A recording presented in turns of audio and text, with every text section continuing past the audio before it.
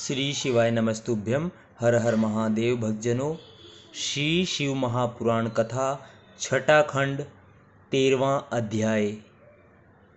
ब्रह्मा जी ने कहा, हे नारद, विष्णु जी अपनी आदि केशव मूर्ति में प्रविष्ट होकर काशी में स्थापित हुए और कुछ अंशों से निकलकर शिवजी के कार्य में प्रवृत्त हुए। यह सुनकर नारद जी बोले, हे पिता, विष्णु जी कुछ अंश से क्यों निकले और कहाँ गए, यह आप मुझे सुनाने की कृपा करें।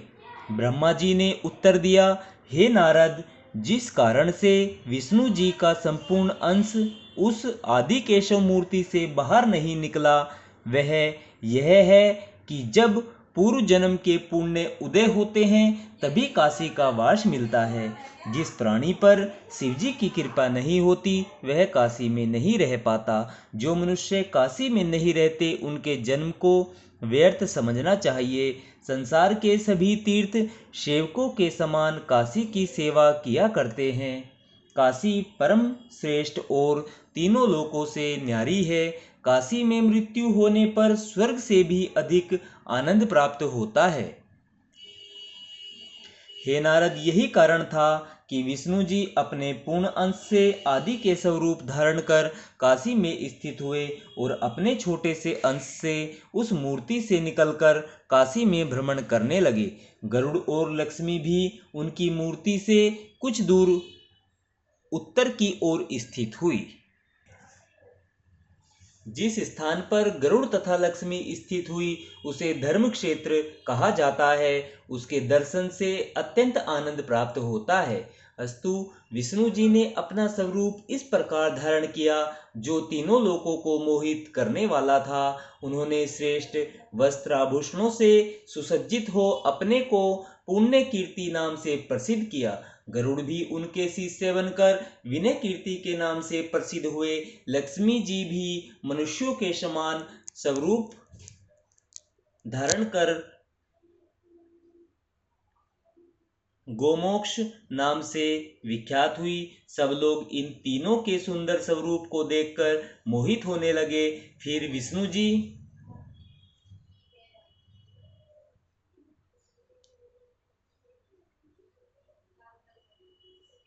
विभिन्न प्रकार के चरित्रों द्वारा काशीवासियों को मोहित करने लगे।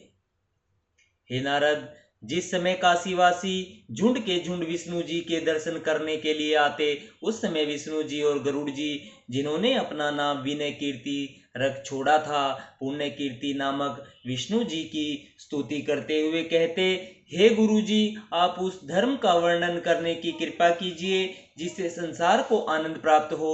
गरुड़ की बात को सुनकर विष्णु जी मन ही मन मुस्कुराकर तथा उच्च स्वर से सब लोगों को सुनाकर इस प्रकार उत्तर देते, हे शिष्य, यह सृष्टि अनादि है। पुरातन काल से यह इसी प्रकार चली आती है। इसे उत्पन्न करने वाला कोई नहीं है। यह स्वयं ही प्रकट होती है और स्वयं ही नष्ट हो जाती है। ब्रह्मा से लेकर तृण पर्यंत सभी जीव बारंबार जन्म लेते हैं और बारंबार मृत्यु को प्राप्त होते हैं।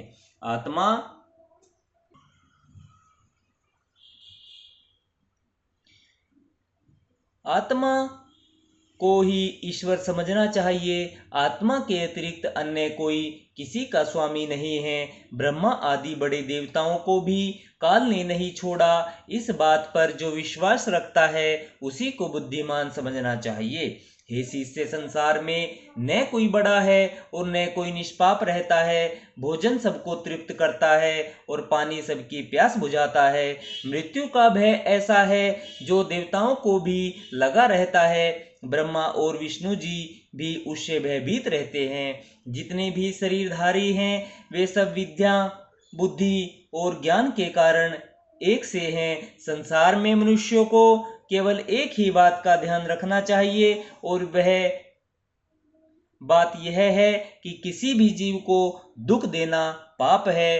प्राणियों पर दया करने के समान अन्य कोई धर्म नहीं है। 4 वेद, 18 पुराण तथा 6 शास्त्र इस बात पर एक मत है।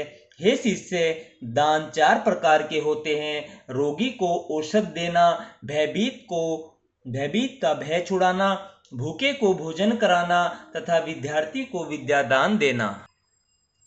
औषध और मंत्र के प्रभाव से धन एकत्र करना चाहिए और उससे अपने शरीर का पालन करना चाहिए। सुख को स्वर्ग और दुख को नरक समझना चाहिए। वेद में प्रवृत्ति और निवृत्ति नामक दो प्रकार की मान्यताएं हैं। उनका ठीक आशय यही है कि जीव हिंसा प्रवृत्ति और जीवों पर दया निवृत्ति है। वेदांत का यह वचन है कि प्रत्यक्ष से बढ़कर प्रमाण योग्य और कोई बात नहीं है। तुम अपने मन में विचार करके स्वयं देखो कि जो लोग यज्ञ में जीवों को बलिदान करके उन्हें मार डालते हैं और स्वर्ग प्राप्त करने की इच्छा से अग्नि में तिल घी आदि को जलाते हैं, भला इस सबसे बढ़कर आश्चर्य और क्या होगा। यह तो बिल्कुल व्यर्थ की बातें हैं।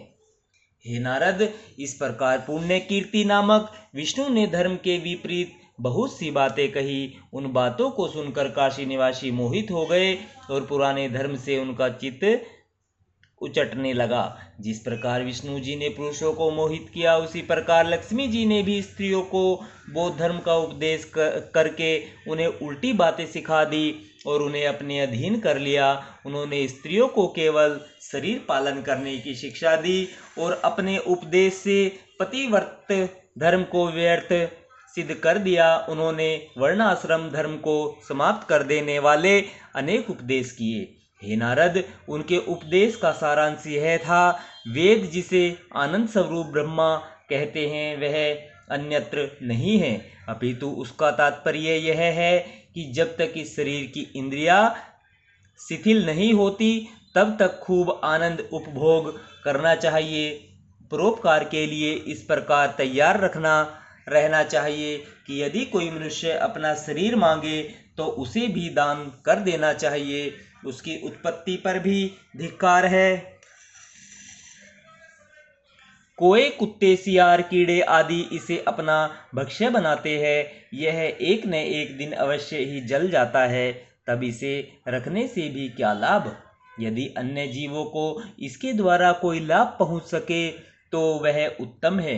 यदि संपूर्ण सृष्टि को उत्पन्न करने वाला ब्रह्मा जी को माना जाए तो सब लोग आपस में भाई के समान हैं, फिर उन्होंने परस्पर विवाह करके अधर्म क्यों किया है। इससे सिद्ध होता है कि इस सृष्टि को उत्पन्न करने वाला ब्रह्मा नहीं है। इस संबंध में वेद जो कहते हैं वह मिथ्या है। वेदों के कहने पर कभी नहीं चलना चाहिए। जिन चार वर्णों का वर्णन किया जाता है, यदि उन पर विचार किया जाए तो वह मिथ्या प्रतीत होता है, क्योंकि यह शरीर पंच तत्वों से उत्पन्न होता है और उसी में मिल जाता है। इस प्रकार सभी लोग पंच तत्वों से उत्पन्न हुए हैं, तब उनमें अलग अलग वर्ण किस प्रकार हो सकते हैं। अस्तु जाति के विचार को झूठा समझना चाहिए और यह जानना चाहिए कि सब मनुष्य परस्पर एक समान है। हे नारद, इस प्रकार बहुत सी बातें करके लक्ष्मी ने स्त्रियों के प्रतिवर्त धर्म को छुड़ा दिया। विष्णु जी और लक्ष्मी के इन उपदेशों का काशी की प्रजा पर ऐसा प्रभाव पड़ा कि सब लोग अपने धर्म को त्याग कर अपनी इच्छा अनुसार भोग विलास करने लगे।